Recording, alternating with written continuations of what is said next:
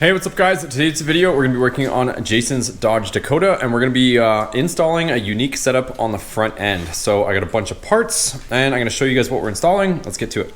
All right, so we got Jason, and he's going to explain what parts he's got and bought. Go for it. Go for it.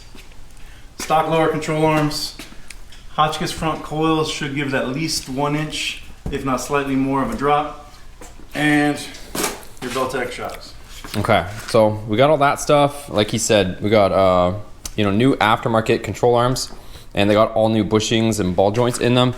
And the reason for all that is there is DJM lowering control arms on here, but it also has cut springs, you said, right? Yeah, they chop the springs, stock springs. Yeah, so they're cut stock springs with DJM, what, 3-inch lowering? Lowers, yeah. So this thing's like on the ground, so it's just a little too low. So we're gonna go with just a modest lowering kit for now, and then I think eventually we're gonna completely redo this for, what the heck is that name called again? The what is it? Epic Shop yes. Up in Canada. So there's some, I guess it's called Epic Customs or something, right? Epic Rod and Customs, I think. Yeah, so there's some Epic Custom control arms that he's gonna eventually be putting on as well. So this is just temporary for now, I guess, and it's still gonna be a good setup, but you guys might be interested in how this all works and looks. So let's open up that box and see what we got and get all this stuff off.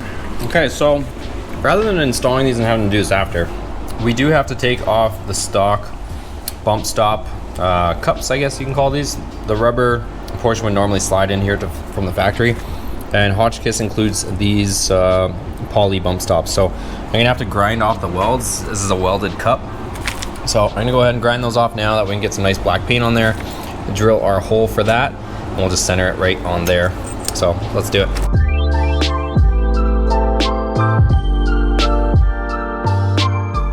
All right, so there's one, and there's the cups. There's number 2. And right now in here, these guys are pulling off the DJMs while I get those prepped. So we got, I think he's got the lower ball joints removed. Oh, he does.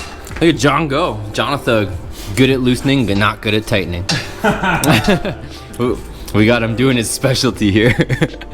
So I can take anything apart. look, John's taking a page out of my book, shorts and sandals while he's wrenching. He's the disassembly department. Yeah, don't get him to put anything on. He'll cross thread that. No, I won't. Yeah, John doesn't use Loctite. He just cross threads. No. That's John's version of Loctite. It's free. Anything that's free, he'll use. Never use anti-seize either. Yeah. So he's got those out. He's just loosening the shock, it looks like, from the top. And what I'm gonna do is drill the hole for these. So I got the drill bit set out. I'm gonna drill the hole, and then I'm gonna paint those a nice fresh black where we grinded off those old bump stop, and we'll go ahead and just paint everything black and get it all fresh. Okay, so drill the hole there, and we're gonna do the other one.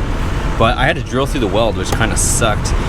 If you guys have the stock control arms, you usually have 2 rivets there. These ones are a solid weld all the way across, so yeah, fun stuff. All right, so these guys have the shock out in the middle, no big deal. There's a nut on the top, 2 bolts on the bottom hold it. Got the lower ball joint out, sway bar end link is disconnected, and we've got both bolts, one there and one there. We also did have to loosen, I've done this before, where you just take out the 2 bolts for the steering rack. It's just easier to get this bolt right there out. So everything's out, we should be able to tap it out and get it out of there. Oh, the donut. The donut came out. Donut. Hold this, pull it out towards you. There we go. What's that? Brand new group just happened. All right, so there's the DJM one off. One thing we're noticing is we're probably gonna have to get some different end links, some stockish ones, because these ones just go straight, and they have this bracket here to go to that 90 degree, and that's what we have stock. So we're gonna have to do something like that, but before we get the new stuff in, we're gonna go ahead and take the other side off as well. All right, so we got the other DJM arm out of there with the cut RT spring. So got everything hanging right now. Got the old shocks out, and we're gonna go ahead and start hanging the new ones. So my drill died, so I'm still working on the bump stop on the other one, but we can go ahead and throw this arm on. And what we're gonna have to do is lower the truck so we can put the jack under that, because we're probably gonna have to compress those new springs a little bit. Because it was the lowering arm and cut springs, the springs were literally just hanging, so that's why we were able to do it like that. But we'll put it down, get something to support the lower control arm, and we'll put the spring back up.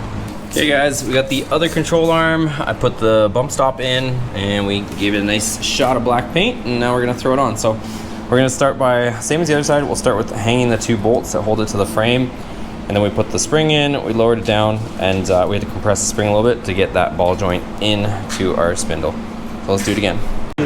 Wait, get the back bolt before you put it lined up. Now it's not lined up. Alright guys, well, I'm taking over because Boosted said his stomach hurt. So we put the new control arm and the spring in. We still need to tighten all the bolts up, and like he said, we don't have the links right here. But that's pretty much it for the install on that. We need to put the steering back on there because we did have to loosen it up. As you can tell right there, it's missing the bolt. But after that, she should be good. There's John. Okay, so like you guys saw, these guys got all this stuff tightened and in. And now we're gonna actually just tighten the bolts and double check everything, and we're gonna put those 2 new shocks. Have you showed them the shocks yet, Jason? And I don't think so yet. Same one here on yours? Yeah, so he's got the Belltech Street Performance shocks. So we'll fire, oh, we have to take these off, I think. I don't think these fit. I think I remember. color? Yeah, from what I remember. Yep, yeah, they don't fit. So the dust cover does have to come off, but not a big deal.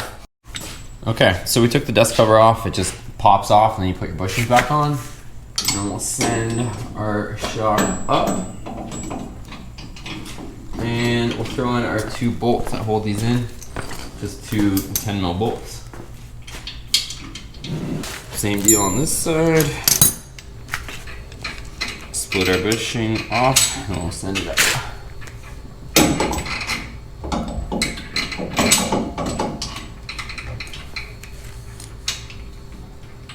And then one little tip, I was just telling Jason, might not be able to see in there, but make sure you center the shock so that that little lip fits inside the chassis so that the shock is centered in your mount.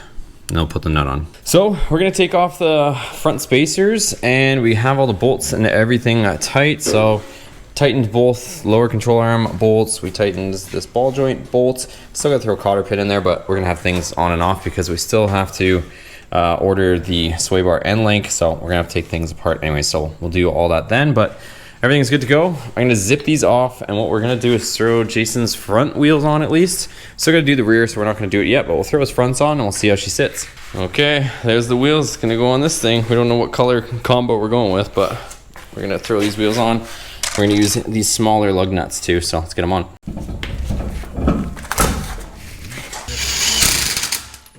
All right, guys, we can finally lower her without having to use a jack to get it out, I hope. Let's see. Wait, let's get the full effect. Let's straighten the wheel. There we go. Look, that's the new ride height, all donked. Donk City. I got the black fender flares on. That's it. That's the ride height. All right, guys, so that's gonna be the ride height for now. It will look slightly lower with the fender flares on there, but this is the ride height he wants to go with, so it actually drives half decent because mine does not. I like the look of mine being low, but it doesn't drive that well, so even we ended up going and picking up this welder here. I'll show you quickly, but I'll show you in another video. So we finally got a welder on the channel, legit one. So we got a MIG, we got the argon gas, so we can actually do some legit fab if we want to. But as I was saying, like, we put that in the back and it was just literally freaking me out the whole time. So at some point, I think we're probably gonna use that welder and we'll weld in the C-notch kit on mine and get it all sorted out. But if you guys like this video, make sure you give it a thumbs up. I'll link all the stuff that we used on Jason's truck here in the description below. So check that out if you guys are interested in the parts that we used to get that done. So again, it was Hotchkiss lowering springs, replacement lower control arms, which you might not have to do, but it was kind of nice that all the bushings and stuff were fresh on it. And I think that's all. Oh, and the Belltech Street Performance shocks. So those are the main things. He already has the Hotchkiss front sway bar, I believe. So I don't know. I think that's discontinued at this point, isn't it? Yeah. So yeah, I don't think I can link that one for you guys, but we might have an extra one for sale at some point. But I don't know if we're gonna sell it. But yeah, if you guys like it, give it a thumbs up, and we'll see you guys on the next video.